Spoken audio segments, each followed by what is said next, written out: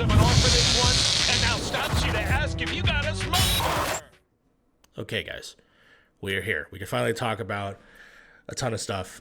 First thing I just want to say, and it's not necessarily a spoiler, but I just want to say I fucking love shooting Johnny Silverhand's gun. It's so fucking cool. Yes, dude. And the first time you get a chance, and the first time you play as Johnny Silverhand, I was like, dude, I'm literally John Wick right now, and I'm so happy. Yeah. That's one of those points where the gunplay was actually really satisfying for me, because you can just shoot through any material, and it's also a one-shot kill, but the reload animation is smooth as butter. Oh, so cool. Yeah. When I did it, I'm like, I'm gonna keep reloading. Johnny Silverhand as a character, he sometimes I love him, sometimes I hate him. I think he's very well written. I think Keanu, for the most part, does a good job. I've run into, like, I don't know if they're like audio bugs or just like something weird going on with like how they what like recording or take of a line reading they decided to use, but there are times where Keanu's voice sounds like super intense, and then Johnny Silverhand's face is like just totally fucking relaxed. To be honest, that happens a lot to all the characters in the game. At least on mine, on a PS4 copy, like I've had where the faces don't move at all. You know, that happens sometimes, but I've had it happen a lot, especially like, you know, what was the part?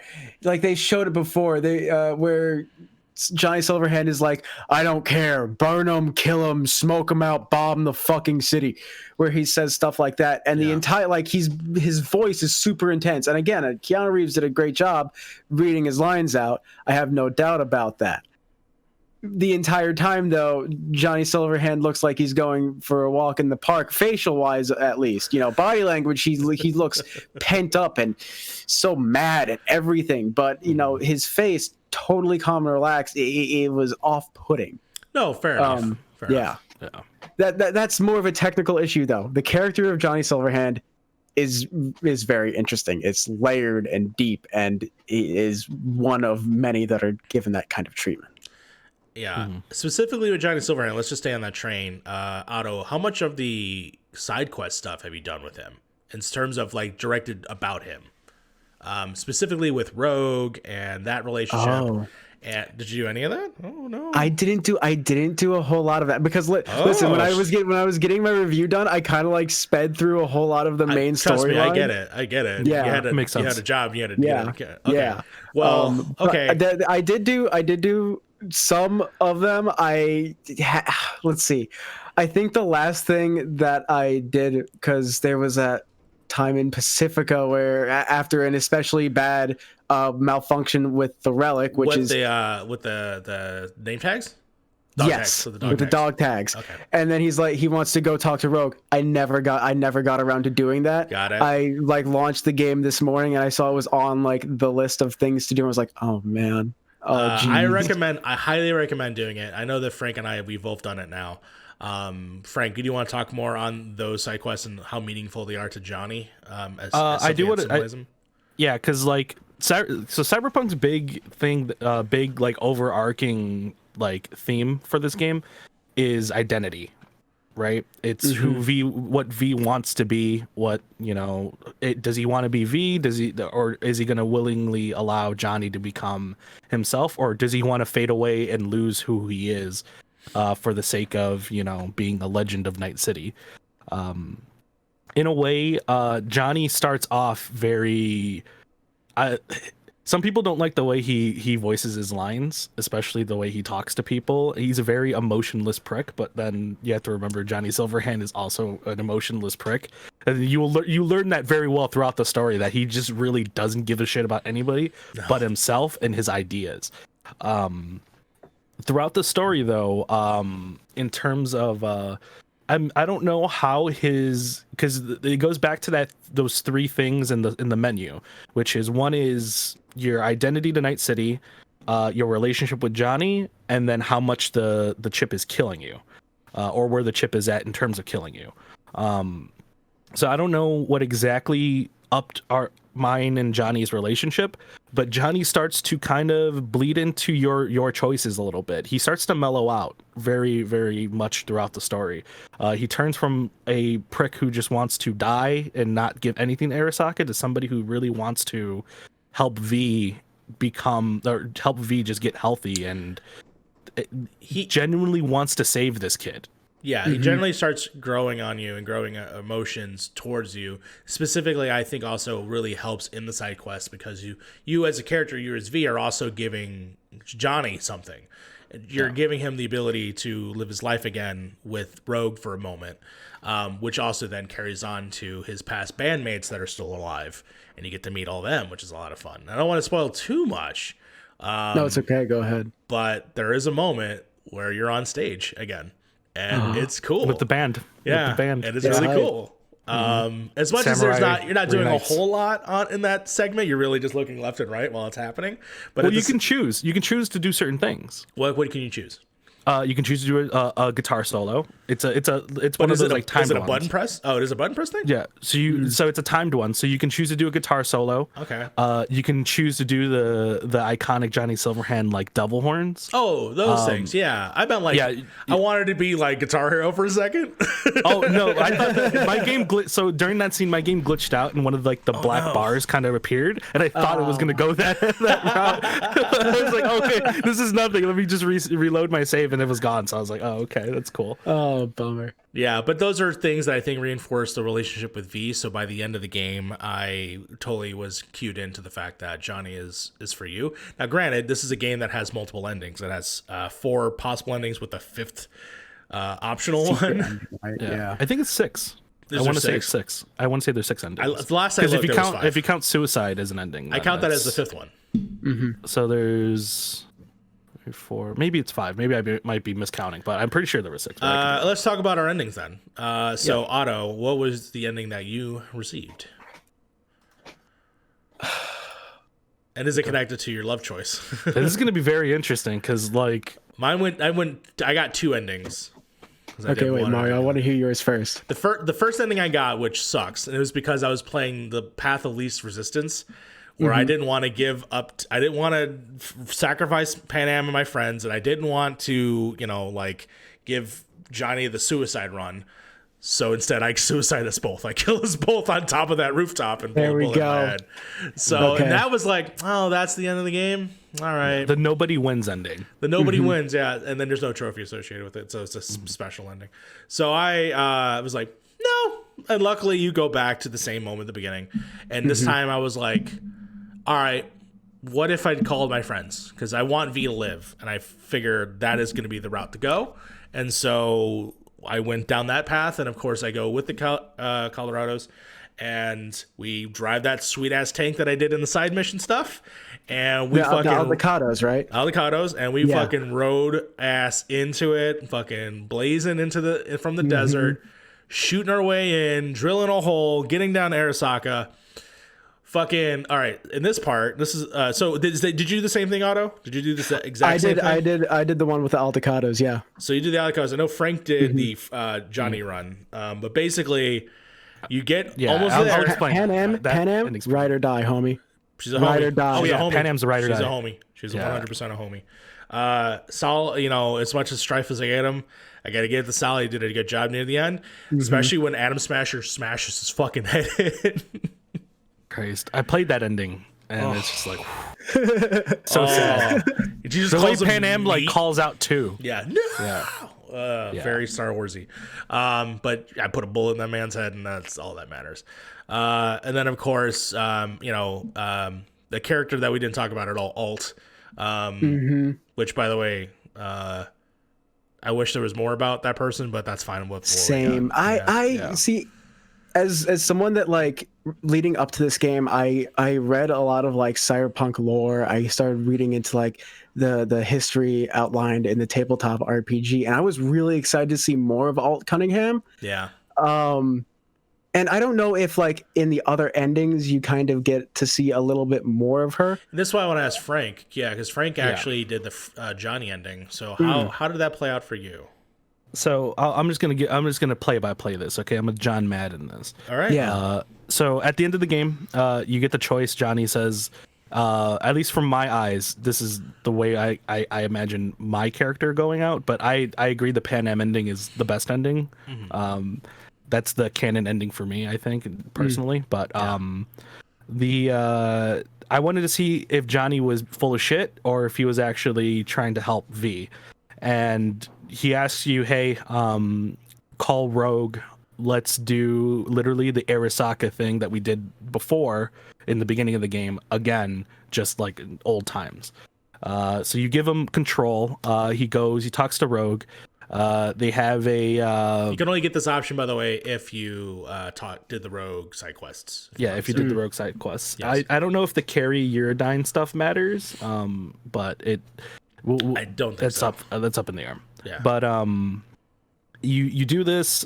He goes to the afterlife. He tells Rogue like, "Hey, this is the thing." Rogue unfortunately is just like, "Well, I guess I'll just uproot my life and say fuck it." Basically, you're calling her out because it's very weird how everybody in Samurai or anybody who was part of that initial terrorist group told you like, "Hey, everybody's either dead or." On Arasaka's list, but Rogue is the only one who's not being touched, and she's been around for a very long time. I wanted you to talk that up. So, do they explain the reason? They keep it so she vague? doesn't. I don't think she necessarily explains it, but she does say that she did take she did do some things that she isn't proud of to There's some make sure that regret she is in the queen of Rogue's- the underworld. Yeah, there's some regret that Rogue has done that clearly, and then she has regret towards everything that happened with Johnny. Yeah, which is why her mission that ending is so perfect to me in terms of like the V being on top of the world ending. Sure. But yeah, she has some regrets, and Johnny plays on that. She literally goes in and says, "You did something. What did you do?" Play on it, and then Rogue makes some calls. She literally tells everybody to leave the afterlife, and you get a scene where like she talks to them. I guess they kiss a little bit. Yeah, no, there's some weird like body snatching banging going on there. But he wakes up. They go on a plan. They go on literally the same kind of ship, which they raid Arasaka. You crash land into them. So this is very much a suicide mission because Rogue very much says like, I'm not coming back from this. Or I miss this place. She talks about stuff like that. Like, I'll miss this place. It was nice being queen, stuff like that. You go in, you basically stealth your way through an area. You fight, you get to an area. It always ends the same way in both endings. So like where you open the thing with Saul, instead it's Rogue this time. And Smasher comes in. He says, "I remember you." Choice words. And then Rogue puts a grenade into his face, and then they both just blow up. Oh man. Oh, so she takes out Atom Smasher? No. So here's the interesting thing: she does die, but she does hurt Atom Smasher a little bit. Oh, so his bar goes down. Oh, same thing with Saul. Saul does the same thing. He shoots him, and his bar goes down a little bit, and then you continue the fight. Okay. Yeah. It and then you fight Smasher. But you fight. This is what I like about this ending. You fight Smasher as Johnny. Yeah. So you fight Smasher, and you get some extra dialogue with Johnny. Yeah. And then he tells Smasher like, "It's me," and the guy's like, "Impossible! You're full of shit."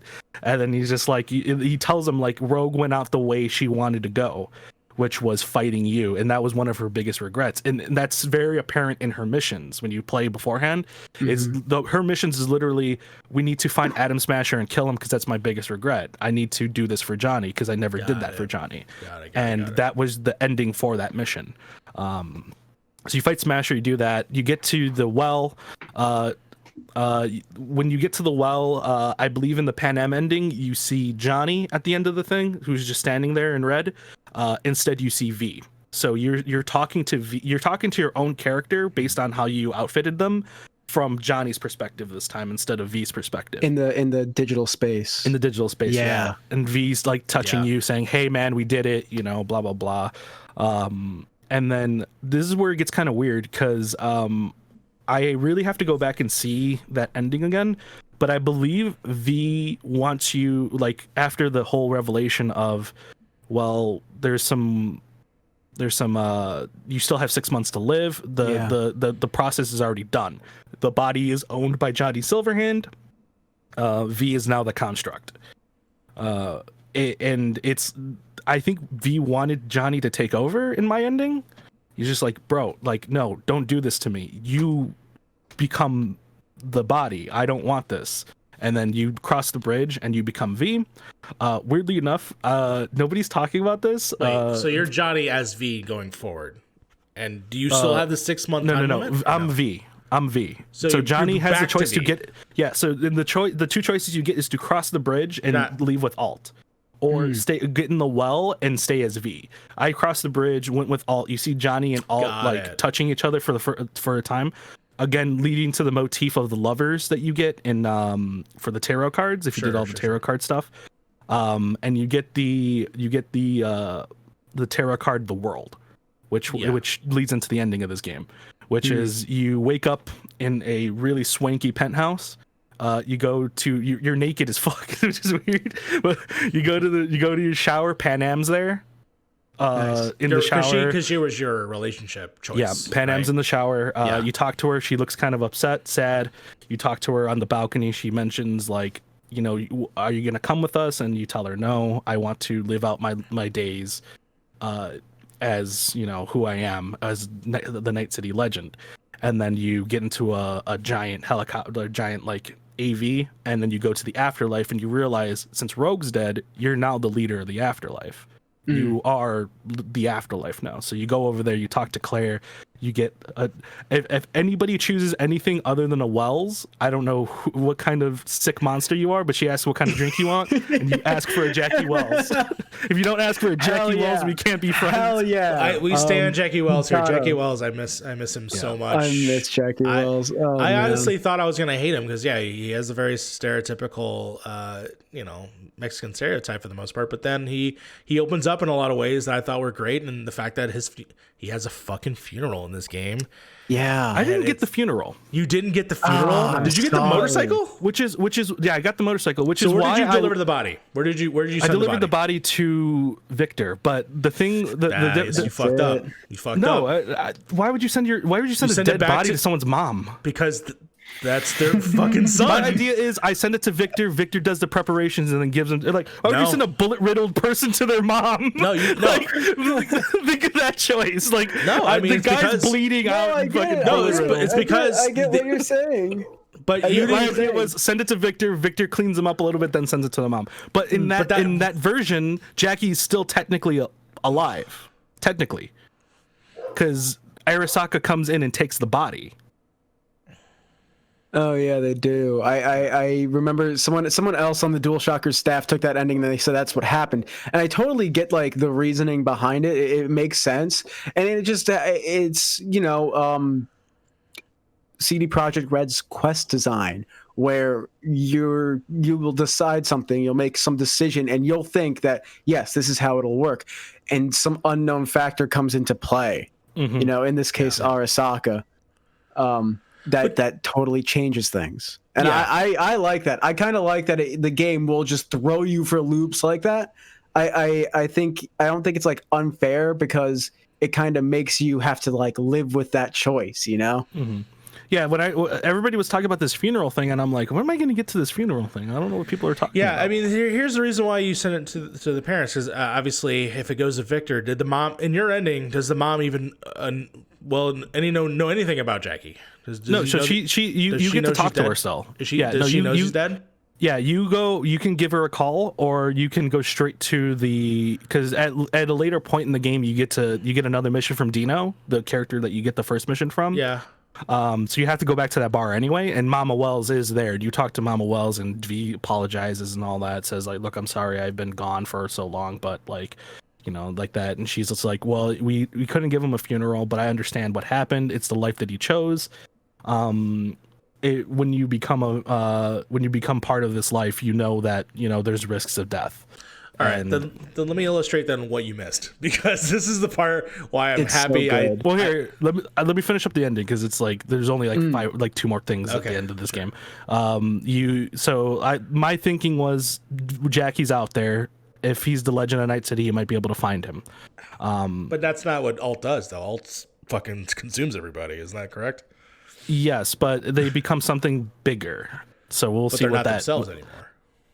they could technically still be if they're becoming a collective consciousness. No. Like, so this also plays into the Delamain mission. If you remember the, Yeah, I do remember. Did you finish the Delamain mission? I did finish the Delamain mission. Yeah, they all, they do all that thing. That's probably going to play into that as well if they do wind up doing some side content, because there's a lot of stuff still left on the floor that isn't that's very unfinished. Did you? Okay. Yeah, I killed them all. They're all dead. So yeah, you get to the end and you talk to the man with the blue eyes. I don't know if you guys encountered him yet. He's basically the G-man of this game. No. The blue-eyed man. No. There's certain parts throughout the game, like very early on, you get a mission from like the mayor or a mayor elect, and you play through a big conspiracy theory mission. Oh yeah. So you know this. I didn't want to spoil. Oh, so you're talking about the end of that. River stuff? No. The politician one, where the wife calls you about something happening. Yeah. No, I haven't done that one. So without spoiling it, at the end of it, you have the choice to tell somebody the truth or something like that about this conspiracy. And if you pay attention, if you look around, there's a man with blue eyes watching you throughout this whole thing. And it's he's constantly around throughout the game. And at the end of the game, you talk to, at least in my ending, you talk to him, he gives you a mission, you go up into space. Of all things, No, you get to fly. You get a spaceship, and you see V like in this whole thing, whole like spaceship suit and everything like that. He opens up the thing, and you see this giant fucking space casino, and it's V, I guess, ending the game as being the top merc in like literally the world, I guess. And you're, I guess, going to what's it called, rob space casino or something like that, and that's where my game ends. That's so ridiculous. What? That's crazy. That kind of sounds like the best ending. Yeah, it's called the world ending because you are on the top of the world. That's really okay. Yeah, That's I think really me and cool. Otto both got the star ending, which is that's what we got for the tarot Yeah, card. I did the one with Pan Am, and then is it called the Star? Where The ending is the star. The sun. The end. Yeah. I mean, I the think it's tarot the sun. card you get is the star. Is it? No, I think it's the sun. We have the star ending. I looked it up. Okay. That's the star ending. Okay. Yeah. That's the one I chose, and of course, like now looking, because telling me all this stuff, I really want to like. I'm excited to play through the game again, fresh character, do all the side quest stuff, and have all these other ending options open to me. I didn't really in my review talk about the ending to the game, and that's half for spoiler reasons, and the other half is because please dog stop. No, that's fine. That's fine. And the other half is because the ending of the game shouldn't totally affect, at least because I enjoyed my ending. Yeah. It didn't affect the rest of my time with it. Sure. There was a case, specifically Death Stranding, where the end of that game ruined the other 40 hours. Mm-hmm. In this case, it didn't. It was a nice capstone, Yeah. Yeah. In terms of damn, there's some threads I don't want to lose because I do want to talk about the future. There's so much stuff to talk about this game. We could talk literally for hours. I think there is a certain point where we should cap it, but I'll say this. How about we talk about our favorite side mission stuff? So I know that, Otto, you've not done many, but what are the ones that you have done? And I will talk about mine. Go ahead. I mean, my favorite side mission? Yeah. It's let me just amend it to favorite mission. I want to put an asterisk because it's just the Clouds mission. Oh, okay. Yeah. Yeah, that's a great yeah. mission. And it's not the most action-packed one, but it is. Unless you make it to we well, you can make it, yeah. I actually ended up making it very action-packed because I killed the club owner afterwards. Yeah. Which ends up being a very good choice. Apparently, he's a gigantic piece of shit. Yeah. Bad. Me and Mario have talked about this before, that we very much enjoy how the game humanizes V, and fleshes V out as their own character. It's something that not a lot of RPGs manage to do very well, because you're either presented with a blank slate to kind of paint your character onto, or the analogy that I like using with characters like Geralt, for instance, is that you have a formed pot made out of clay to then paint. It's not something that's totally blank. It already has a shape and form. It's rigid in that sense. Geralt is who he is. He just doesn't have a whole lot of personality. V has a lot of personality and he has a lot of anxieties and fears, and that's all explored in this one mission in more depth than so many other RPGs are willing to go into. There's a sequence where V lays down on a bed with someone that you assume is a prostitute, but they're not. They're kind of like this confidant. Someone like it's like an advanced therapy session, essentially. And V, for the first time, or the first real time at least in this game during this mission, kind of talks about how he realizes he is staring down the barrel of a gun and like looking death in the eye, that he's a slowly dying person and he is terrified and scared and doesn't know what he's going to do or they're going to do. And this therapist essentially tells V, don't let anything stop you. Keep moving forward. If you see something, take it. Stuff like that. And it's just an incredibly, incredibly powerful moment that it didn't even need guns. It doesn't need action. It is superb writing. It's one of my peaks for the game. Yeah, because Clouds gives you what your deepest desires are, and that could be sex, that could be anything. But what V deeply desires is just to be told that it's all going to be okay. Yeah, absolutely. It's a very intense, emotional, and revealing part for a character that I did not expect that from. I really, really did not expect this game to decide to like delve deeply into V's psyche, but it did in that moment, and I kind of wish it did at other times too. That there are when V's talking to Johnny Silverhand, he's kind of just like, I'm fucking dying, man. I don't know what I'm gonna do. You don't know what I'm gonna do. You're killing me, and he's just like this tsunami of emotions. And even the way Johnny talks about it too is just like he talks to Rogue and he's just like, I think one of the quotes is, I'm a fucking cancer killing this kid. I need to help him.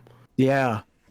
It's very deep and emotional stuff. It's much more than I expected from this game. And I loved that sequence. Yeah, it's interesting. The fact that you just said that just made me realize that the game very much is like, what if your cancer had a conscience? And also could emote, and I'm like, what if your cancer felt bad? That's pretty fucked up. I'm going to talk about mine because I really want to see if anyone's done this and if it's gone differently. But I want to give a trigger warning actually for this because it ends up being pretty fucked up. For people that are do not want to hear anything about suicide, this is probably the part if you want to pause or skip. Just skip forward to probably a few minutes. But there is a character that you meet because it's a side mission in your complex in your and right in your apartment. The moment that you walk down the stairs, there are two cops outside of a door, and they talk to you and they say, hey, we need to know if our buddy is okay. He's a former cop. He left the service not that long ago. His name's Barry. The name of that mission is Barry, and we just want to get in contact with him. If you could possibly do it because you're his neighbor, that would be great. You learn, obviously, through conversations and through even dialogue between the two officers, that the officers weren't particularly nice to this person and actually criticized them for leaving the force and, legitimately being like bro dude calling him a pussy, like shit like that. That part's not the good part. The good part is eventually you give him a call and he invites you to his apartment, and then you go into his apartment and you have a conversation. You talk about it, and you actually you are there for that person. You see their apartment; it's in disarray, and things are not good. And you are being more human in this game. You are having a human connection with a person that ultimately, at the end of the game, does not matter to the grand scope of everything, but you're taking the time to do so. Granted, there is a part of the game where I want, and it has something to do with him being connected to somebody else. You actually go to like a thing to go look at something, and you come back and you want to have more of a conversation with that person. Anyways, this is one of the jobs that you can fail. And this is probably why it affected me so granularly, and the fact that I the game has this as a mechanic, and I don't know if I should praise it for it, if I should hate it for it, but it made me visibly angry, and that was the response that I got because I failed the job. There is a part where you're supposed to catch back up with him, and I wonder if you just don't do it soon enough. You go back to your apartment, and there's blood outside the door, and the 2 cops are crying, and he is dead. He has taken his life out. He has taken his life, and it says job failed. When you go back, and in that moment, I was fucking mad and angry and furious at both many things. Myself, because I wasn't there. The fact that I was mad at the 2 cops that were there that got me into this place in the first place, and the guy's grieving on the floor. He's like, I shouldn't have said the things I said. He's saying all these things. Though that fundamentally affected me, I think, in this game. And again, I don't know if I should praise it or if I should, go the opposite direction. But I still think it made an impact on me, and I think that specifically. I mean, did anybody else get to do this one or even saw it? I failed it before it even started. Honestly, you failed before it even started. Yeah, I knocked on the door the first time, and V's like, "Well, I'll come back later." And I guess I took. Yeah.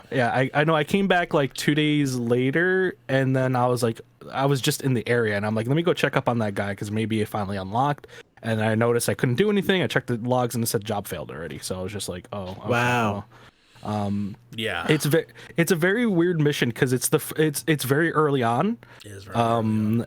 And it kind of set this tone for me how I feel about the side quests throughout this game, which was I thought they were going to go the Deus Ex Human Revolution route, where if you remember that game, if you run around in the first mission, if you run around the office and don't do anything, and the people are telling you, hey, you got to go to this mission, like, hey, you're what are you doing, Jensen? Eventually, after a certain amount of time, once you get to that mission, you realize because you took so long, the hostages died. And nothing like that ever happens throughout the game, and I find it kind of weird. Like that happened, and then there's literally no other thing for that. And same thing in Cyberpunk. I think this is the only mission that you can fail by time, as well.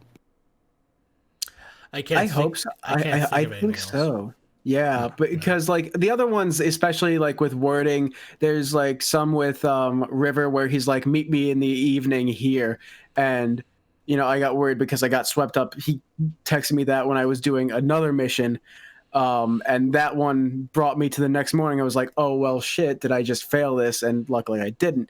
It's very weird that this is the one that is actually like it has a set time frame. And to be fair. And I don't, again, like I said, I don't know if I should praise it or I should hate it. If this is the only mission that you just can't complete, I don't know if that is something I wanted them in the game.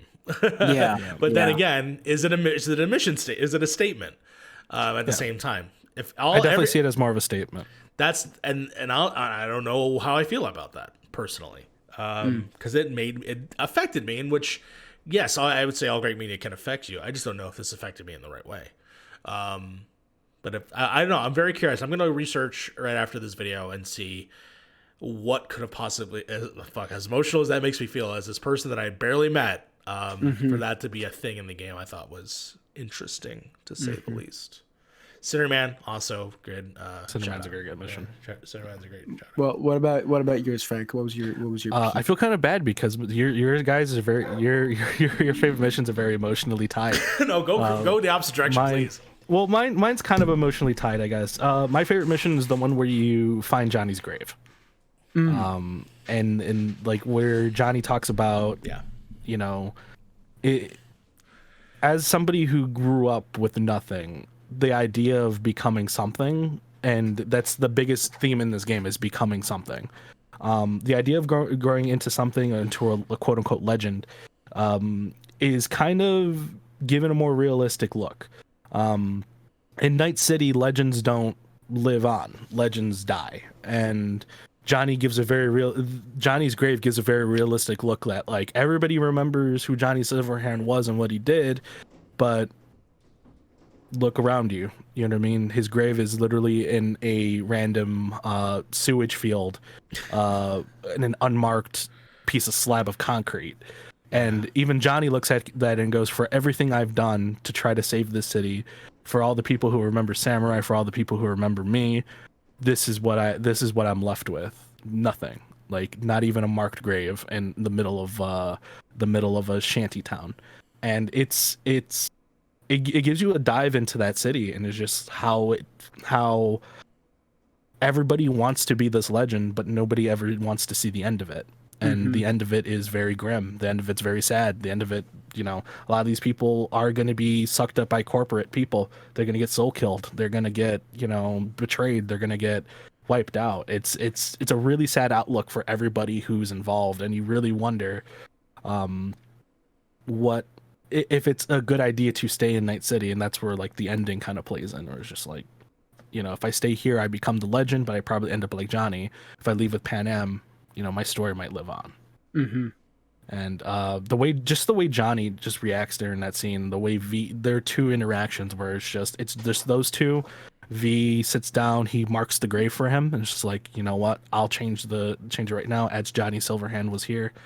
And the way Johnny is just like, I really appreciate that, man, thank you, because he's powerless, he can't do anything about it. But it's a pretty sad, like, bleak look into the future of everybody who's a legend in Night City. Yeah,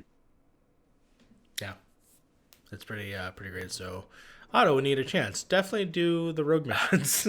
I seriously need to do that. Because you get some cool unlockables, like the jacket and the fucking gun and the jacket is so good, and the car.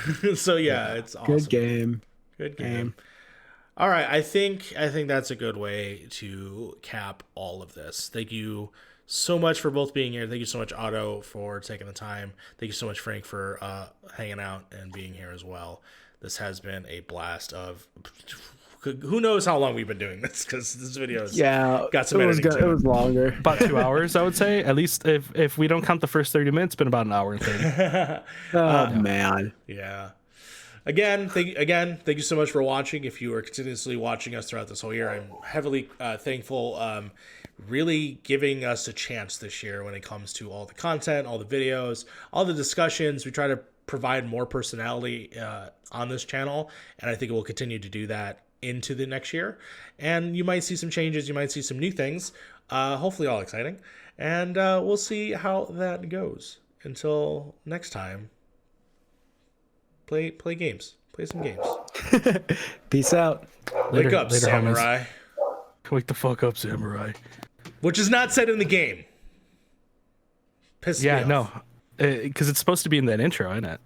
Yeah.